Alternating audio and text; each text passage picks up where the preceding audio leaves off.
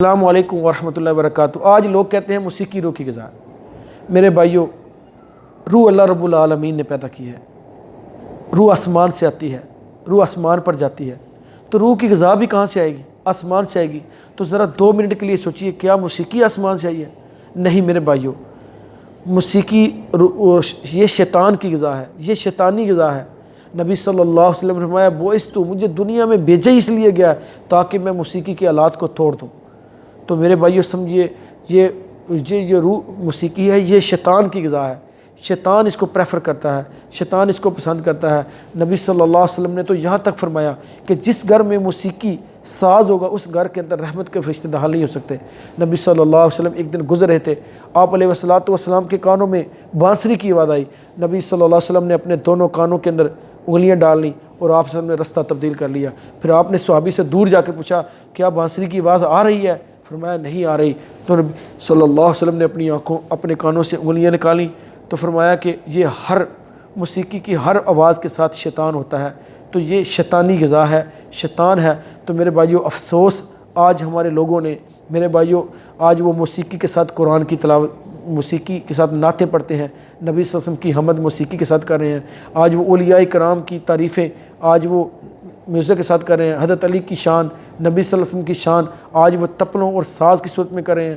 تو میرے بھائیو 2 منٹ کے لیے سمجھیے، اب آپ فیصلہ کریں کہ موسیقی حلال ہے کہ حرام۔ میرے بھائیو، موسیقی ایک حرام چیز ہے، اس کی اسلام میں ذرا برابر بھی گنجائش نہیں۔ یہ شیطان کی غذا ہے، یہ انسان کی غذا نہیں ہے، یہ روح کی غذا نہیں ہے۔ تو میرے بھائیو 1-2 منٹ کے لیے سمجھیے، آج ہمارے بہت سارے لوگ حضرات وہ قوالی سنتے ہیں۔ میرے بھائیو ذرا 2 منٹ کے لیے دیکھیے، قوالی سننا، میں آپ کو کہتا ہوں قوالی سننے کا گناہ ڈبل گناہ ہے۔ کس طرح؟ بالکل اسی جو میں نے آپ کو بھی لیکچر دیا، اسی کی روشنی میں آپ سوچئے کہ ایک بندہ پہلے یہ سمجھے کہ موسیقی حرام ہے اور اولیاء کرام کا نام لینا حلال ہے، حضرت علی کا نام لینا حلال ہے، نبی صلی اللہ علیہ وسلم کا نام لینا حلال ہے، تو موسیقی حرام ہے۔ میرے بھائی اسی طرح ایک مثال کے ساتھ سمجھیں، ایک دودھ جو ہے وہ اللہ کا نور ہے، وہ حلال ہے، اور اسی طرح جو شراب ہے وہ حرام ہے۔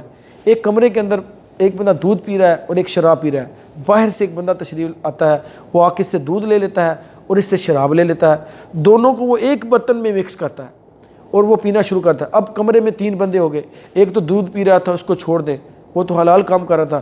اب 2 بندے رہ گئے، ایک وہ جس نے صرف شراب پی اور ایک وہ بندہ جس نے دودھ کو شراب کے ساتھ مکس کیا پھر اس نے اس کو پیا۔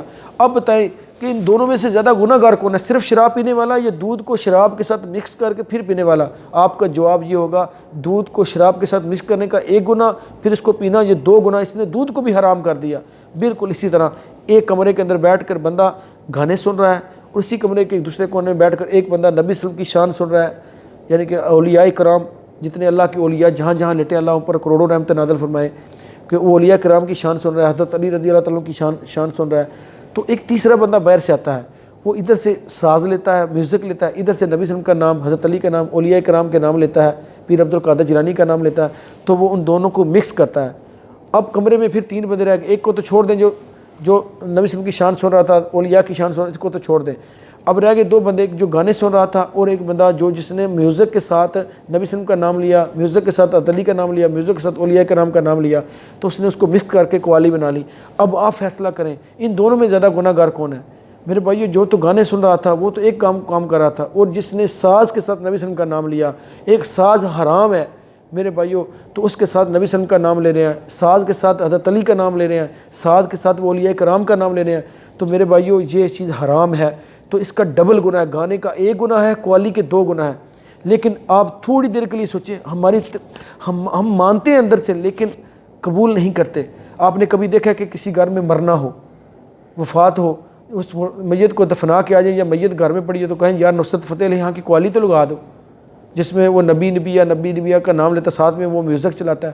کوئی بندہ بھی میت کے 3 دن گھر میں قوالی نہیں لگائے گا، کیونکہ عقل مانتی ہے کہ اس میں میوزک ہے، اس میں ہے، لیکن ہم ویسے لگا لیتے ہیں، ہم رمضان میں قوالیاں لگا لیتے ہیں، لیکن میرے بھائیو یہاں پر ہم نہیں لگائیں گے۔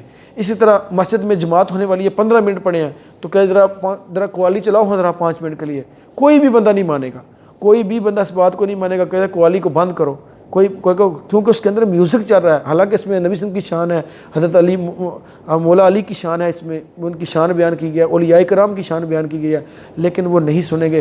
تو میرے بھائیوں، اگر ہم مسجد میں اس کو نہیں لگا سکتے، مرنے کے گھر میں نہیں لگا، تو پھر عام اس کو کیوں سنتے ہیں؟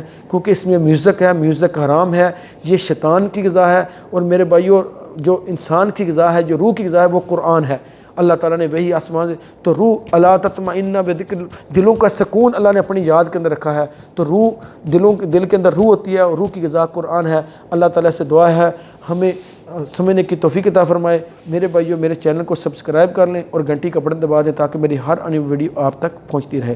السلام علیکم ورحمۃ اللہ۔